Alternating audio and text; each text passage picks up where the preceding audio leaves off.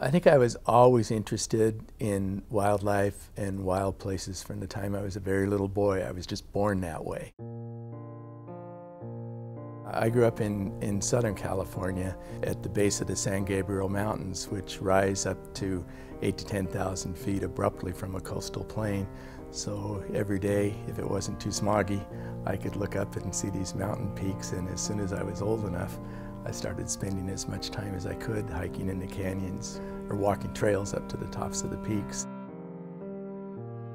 My first attempts at real wildlife photography were in those days, and I would hold my old Kodak Brownie camera up and look through a pair of binoculars and point it at a bighorn sheep up in the mountains, take a picture, and you could tell what it was. And at the time, that was immensely pleasing, and I would take a pocket full of those pictures with me to school, show them to all of my friends. I moved to Alaska in 1971 and originally came up to visit a friend of mine from undergraduate years who had started grad school in Fairbanks, and he kept telling me I should come up and visit. So I did. I applied to graduate school, was accepted, and I stayed. I found a job with the State Department of Fish and Game, working on the interactions of caribou with the pipeline, which was still under construction at the time. And I kind of stayed with caribou and with large mammals. Eventually did a lot of work in the Arctic Wildlife Refuge as the state's lead biologist on the porcupine caribou herd. My interests at that time were primarily with the large charismatic megafauna mammals. I'd never been particularly interested in birds, but as I got more and more interested in photography and started looking at some of these animals through my big lens, it was like a new world opened up. I found they're really beautiful little critters. Even our common birds have beautiful colors and feather patterns. They do really interesting things, and so over the years I'd say that more and more of my photography has shifted towards birds.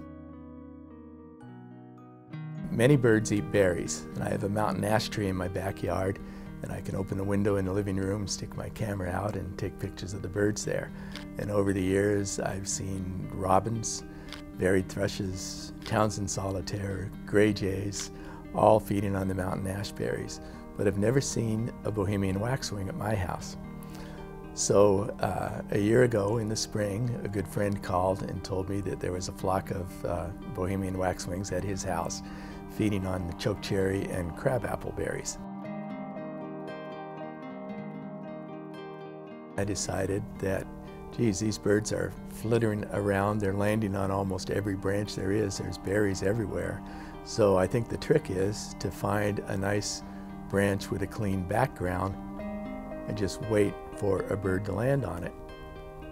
And then is where luck came into play, because usually they'll swallow the berry straight down, but occasionally they'll flip them into the air and then catch the berry as it's falling and swallow it that way.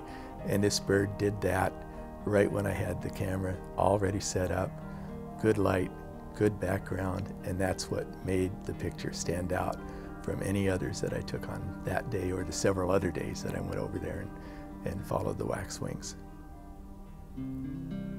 My wife and I have been following and actually collecting the KUAC posters for many, many years. I think there are probably a couple that we don't have, but one of our rooms downstairs is almost completely lined with KUAC posters, and we've run out of wall space, so sometimes there's 2 or 3 posters all stacked together in one frame, and we have to rotate every once in a while the one that's out front so we can look at it.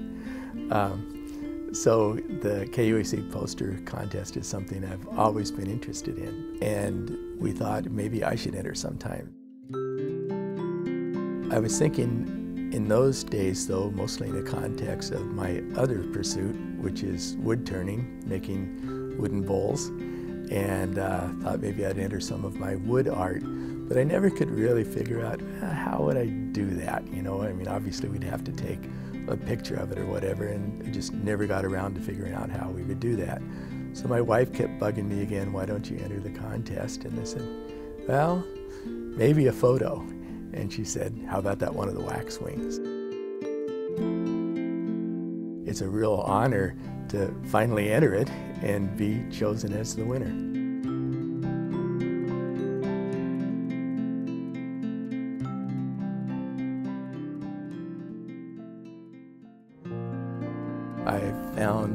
something that I had probably written in 4th or 5th grade. It was called My Life Story, and I kind of vaguely remembered that it had some funny family anecdotes in it.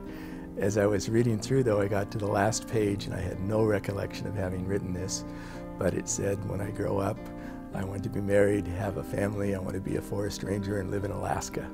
So in a way, I lived my dream even if I'd forgotten what it was.